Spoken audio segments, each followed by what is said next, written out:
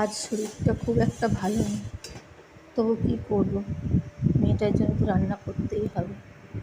তো এখানে চাউমিন সিদ্ধ করে নিয়েছি, এবার জল থেকে আমি ছেঁকে রাখবো। দেখি ফ্রিজে কি আছে। ফ্রিজে রয়েছে ক্যাপসিকাম, গাজর, অল্প একটু বিনসও আছে দেখছি, নিয়ে নেবো দুটো টমেটো। তো এগুলোকে আমি সবজিগুলোকে কেটে নেবো। কেটে আমি এগুলোকে একটু অল্প নুন দিয়ে ফ্রাই করে নেব।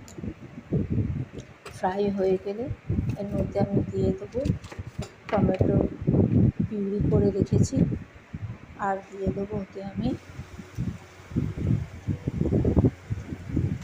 চাট মশলা আর নুন দিয়ে আমি ভালো করে সবজিটাকে ভেজে তারপর চাউমিনটা দিয়ে নামাবার সময়